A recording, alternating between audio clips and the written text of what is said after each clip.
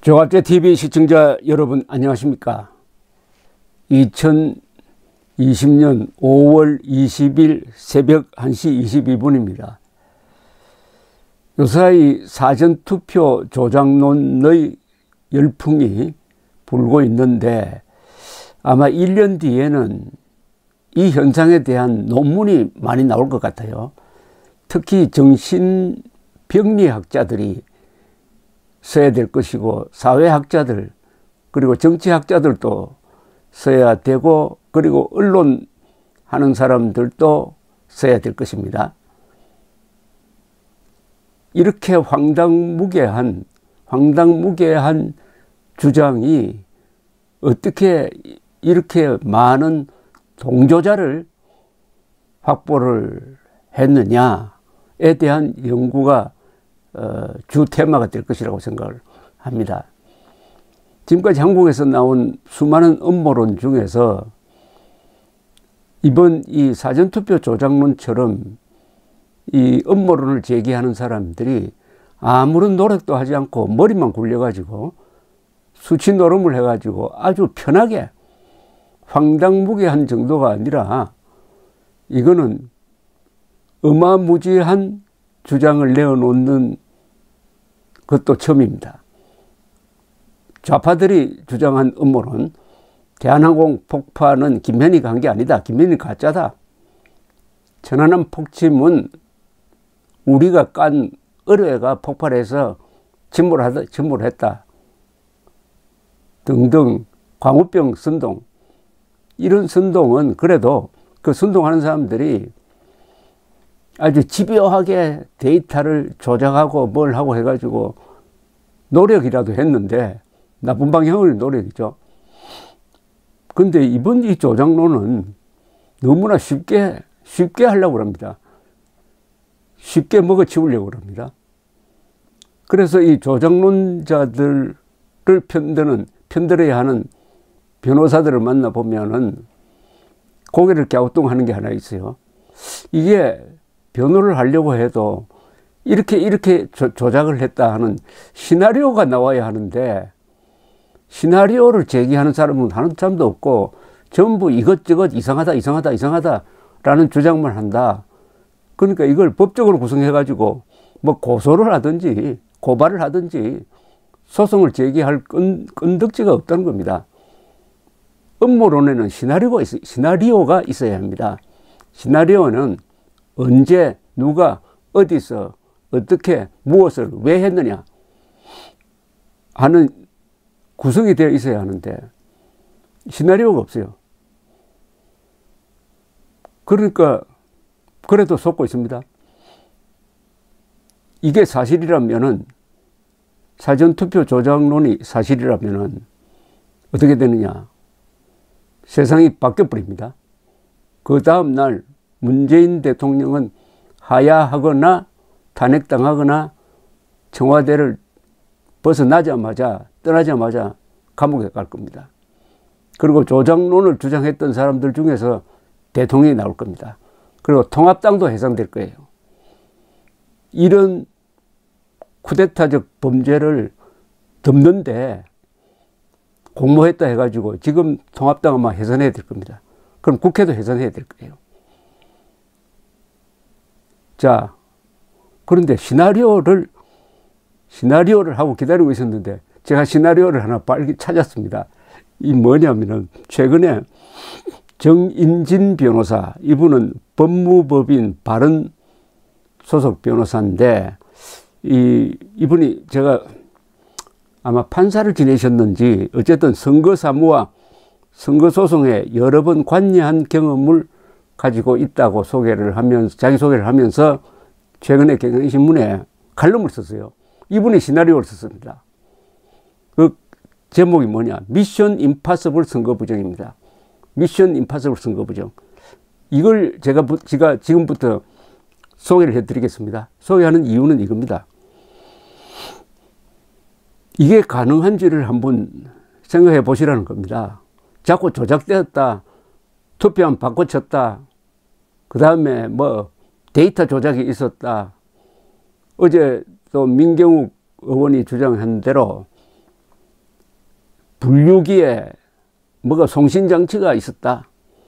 그래서 외부와 통신해가지고 할 수 있었던 것으로 보인다. 이런 식의 이야기하지 말고 시나리오를 써보는데 아무도 시나리오를 안 쓰니까 정인진 변호사께서 시나리오를 썼습니다. 이 시나리오가 과연 가능한지, 톰 크루즈가 나와도 이게 가능한지 한번 판단해 보시고, 이게 불가능하다고 생각하면은 조작론 믿는 분들은 떠나시기 바랍니다. 자, 이분의 시나리오, 이게 가능한 시나리오를 지금 쓰고 계십니다. 물론 이분이야 조작론을 믿지 않는 분인데 하도 믿는 사람이 많으니까 일단 시나리오를 써본 겁니다. 첫째, 처음 어떻게 하느냐. 이분은 이렇게 이야기합니다. 예, 사전 투표함 바꿔치기 아니면 득표수의 전산 조작, 두 개 중에 하나일 것이다. 그래서 두 개가 다 가능한지를 한번 짚어보았습니다. 첫째 번, 사전 투표함 바꿔치기가 가능한지 지금부터 시나리오를 소개합니다. 우선 우리 정 변호사가 쓴 내용을 그냥 대충 소개하겠습니다. 우선 사전 투표지를 구한다.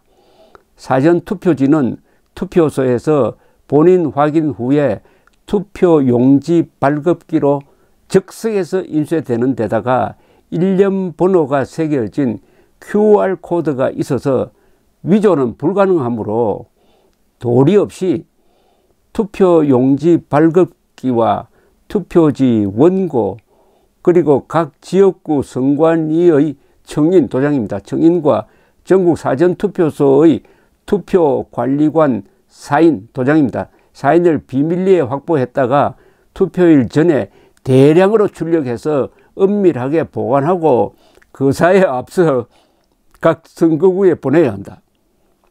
이 정도 일엔 여러 사람이 감옥에 갈 각오를 하고 손발을 맞춰야 하는데 정 변호사는 무슨 수로든 동조자를 구한다고 치자는 것이다. 그러니까 이분은 처음부터 이게 이제 불가능한 거, 이 시나리오를 쓰다 보니까 처음부터 불가능합니다. 그죠? 이게 가능합니까? 이게 인간으로서 이게 가능하냐 이거예요. 지금 제가 읽어준 대로. 그러나 시나리오가 진행되려면 이것도 가능하다고 치자. 그 다음 제2단계 갑니다. 2단계는 더 어려워요. 문제는 투표지를 어설프게 위조했다가는 곧 들통이 난다. 투표지는 개표장의 개함 점검부와 심사부 소속 개표 사무원들과 책임자가 차례로 보고 이어서 선관위 사무국장과 선관위원들이 후보자별, 정당별 100자 묶음의 표다발을 이잡듯 검사하고 최후로 부장판사인 위원장이 세어본다. 이들 모두를 매수하거나 소개한다는 이야기죠. 그렇게 들여다보는데 이게 위조라고 생각되지 않을 정도의 위조를 하려면은 어떻게 하면 될까요? 세계 최고급의 인쇄 장비를 가져야 합니다. 인쇄 장비. 그것도 어마어마한 크기. 자, 그 다음에 이제 그 2단계도 넘어갔다고 칩시다. 그 다음 3단계가 있습니다. 투표지를 위조했다고 다 된 게 아니다. 관외 투표에서는 사전 투표지가 회송용 봉투에 봉인되어 등기 우편으로 각 지역 선관위로 배달되고 정당 추천위원이 보는 앞에서 사전 투표함에 투입된다. 그러니 먼저 관외 투표를 한 사람이 몇 명인지를 알아내서 그 수에 맞추어 회송용 봉투를 만들어 두어야 한다. 자, 이제 봉투까지 만들어야 됩니다. 정확한 숫자를 가지고 미리 알아가지고 봉투에는 등기번호와 우체국 소인 따위도 완벽하게 갖추어야 한다. 이것도 불가능하죠. 이것도 불가능합니다. 관내 투표를 한 사람이 몇 명인지를 어떻게 미리 알 수가 있죠. 그것도 가능하다는 거죠. 해킹을 하든지 말든지. 자, 그 다음 네 번째 단계입니다. 이제 위조 투표지를 진짜 투표지와 바꿔치거나 아예 투표함 자체를 바꿔칠 차례다. 그러니까 투표함을 바꾸든지 투표함 안에 있는 투표 용지를 바꾸든지 둘 중에 하나를 해야 됩니다. 이게 가능한지 한번 보겠습니다. 그런데 투표함의 투표지 수와 명부상의 사전 투표자 수가 일치해야 개표장에서 탄로가 나지 않을 것이니 무엇보다도 투표구별로 몇 명이 사전 투표를 했는지부터 알아내야 한다. 귀신도 모르게 선거인 명부를 해킹하면 된다고 치자. 이것도 뭐야, 해킹한다고 칩시다. 그러니까 바꿔치기 했는데 실제로 100명이 투표했는데 바꿔치기 한 표가 200표가 나왔다 하면 당장 들통되는 거 아닙니까? 들통나는 거 아닙니까? 그래서 미리 요 투표함에는 몇 장의 표가 들어있다는 것을 알고 그 숫자에 맞춰가지고 집어넣어야 된다 이겁니다. 다음엔 후보자별로 적절한 득표수를 정해서 투표지를 만든다. 그렇죠. 그러니까 A라는 사람을 당선시키기 위해서는 A라는 사람이 더 많도록 만들어야 되는데 너무 많이 표를 줘버리면 들통이 난다 이겁니다. 그러니까 미리 예상 득표수를 잘 계산을 해가지고 거기에 맞춰가지고 한 10%씩 준다든지 이런 식으로 해야 되는데 그걸 어떻게 알 수 있느냐는 거죠. 내 편의 표가 너무 많으면 들통나기 쉽고 너무 적으면 고생한 보람이 없으니 하여튼 2점 유념할 일이다 라고 썼습니다. 정 변호사입니다. 자, 그 다음에 이걸로 끝나느냐? 아니죠. 더 큰 장벽이 기다리고 있습니다. 이 법무법인 발언의 정인진 변호사가 쓴 사전투표 조작 시나리오를 지금 제가 소개를 해드리고 있습니다. 자, 다섯 번째 단계입니다. 아직 갈 길이 멀다. 사전투표함은 정당 추천위원이나 참관인이 서명한 특수봉인지로 봉인되어 있으니 이들을 모두 매수하거나 서명을 깜짝같이 위조해야 한다. 특수봉인지도 남불래 확보해야 한다. 사전투표함이 선관위 사무소까지 이동하는 과정에는 참관인들과 경찰관이 따라가고 보관소에 넣은 후에는 자물쇠로 봉인한 곳에 정당 추천위원들이 서명을 한다. 보관소에서 사전투표함은 24시간 폐쇄회로로 감시되고 이것이 시도 선관위와 중앙선관위에도 연결되어 확인할 수 있다는 겁니다. 개표장으로 이동하는 과정에도 어김없이 참관인들이 따라 붙는다. 이러니 투표함이든 내용물이든 바꿔치기에는 영화 미션 임파서블에서 톰 크루즈가 보인 기량 정도는 못 되더라도 고난도의 기술과 배짱이 필요하다. 이거 어떻게 바꿔치기 하죠? CCTV로 보고 있을 뿐만 아니라 나중에 바꿔치기 할 때 흔적이 다 남도록 봉인이 다 완벽하게 되어 있는데 어떻게 하죠? 이 단계에서는 미션 임파서블 저도 많이 봤는데 톰 크루즈가 나와도 잘 안 될 것 같은데요. 톰 크루즈를 구해보고 안 되면 부득이 해당 선관위 직원의 협조를 얻는다.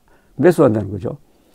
이런 난관을 모두 극복해도 투표함이나 보관소는 한번 개봉되면 그 흔적이 남게 장치가 되어 있다. 그러니까 바꿔치기 하기 위해서 개봉하는 순간 그때부터 이게 개봉되었다 하는 것을 알 수 있는 장치가 되어 있다는 겁니다. 그래도 어떻게든 문제를 해결한다고 치자.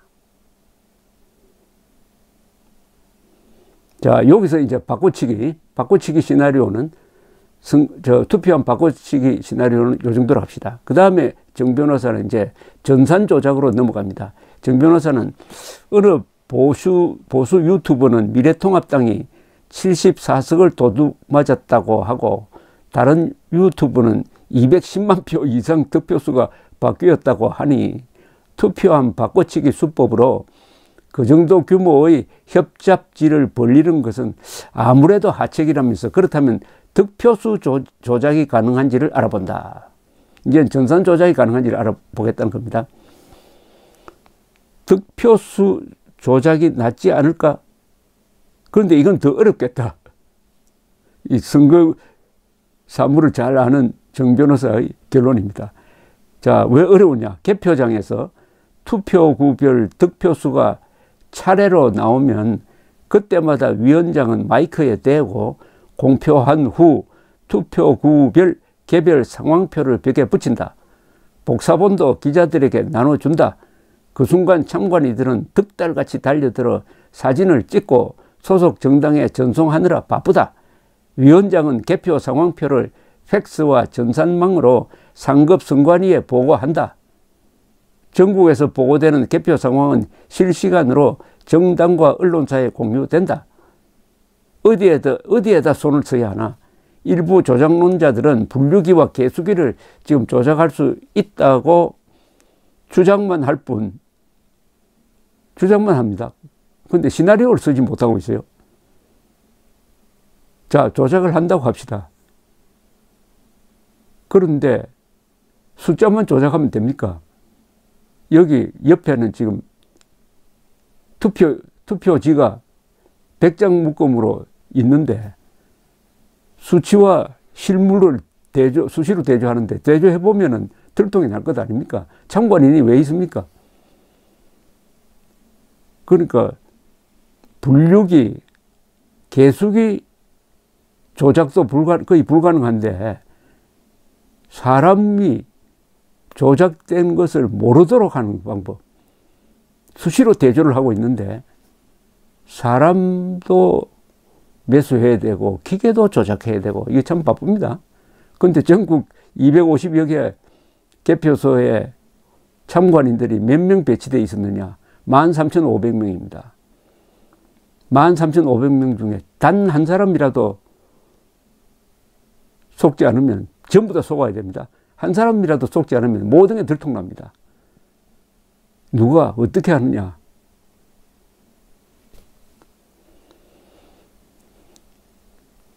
일부 조작론들은 분류기와 개수기를 조작할 수 있다고 주장만 할 뿐 시나리오를 쓰지 못하고 있습니다. 지켜보는 참관인들을 속일 틈이 보이지 않기 때문일 것입니다. 이분 정 변호사 말이 딱 정확하죠. 시나리오를 쓰려고 해도 이 지켜보는 참관인들을 어떻게 속일까 하는 아이디어가 안 나오니까 지금까지 시나리오가 안 나온다 이거예요. 기계로 조작해도 결국은 사람이 최종 검증을 하니까 사람까지 매수해야 하는데 이 두 조건, 기계 조작과 사람 매수 중 하나만, 그리고 한 사람만 어긋나도 파멸이 온다는 이런 이야기입니다.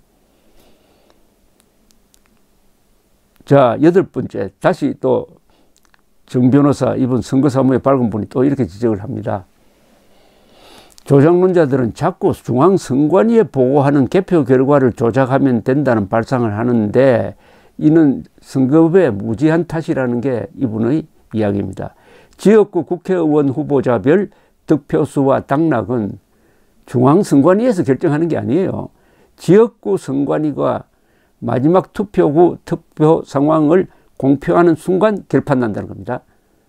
당선자 결정도 지역구 선관위의 권한사항이고 그 선관위가 한다. 본래부터 상급 선관위가 개입할 수 있는 구조가 아닌 것이다.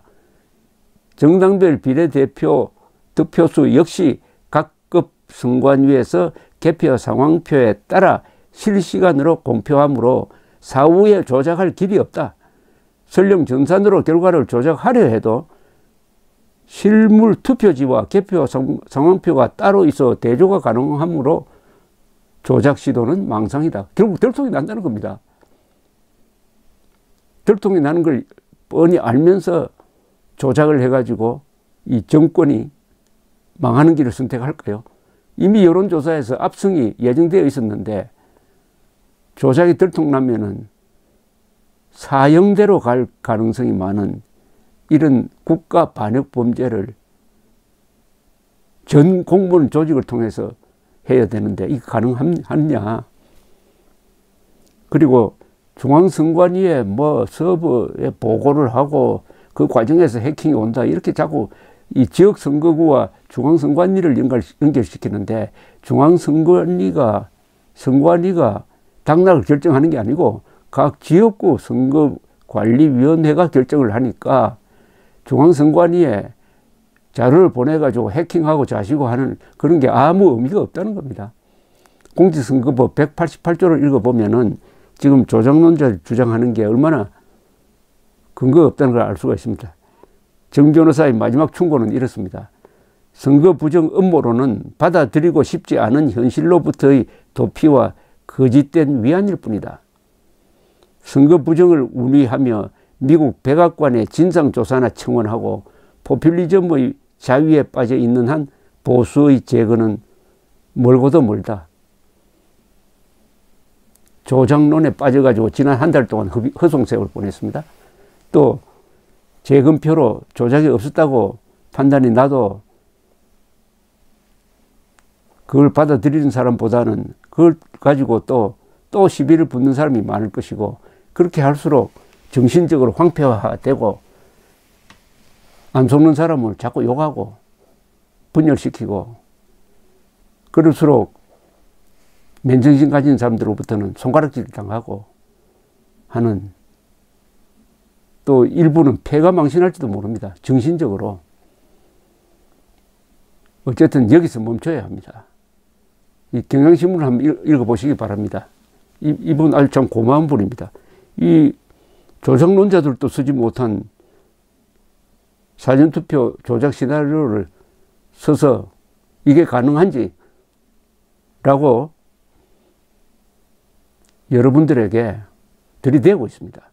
정인진 변호사의 칼럼 미션 임파서블 선거 부정 일독을 권합니다. 감사합니다.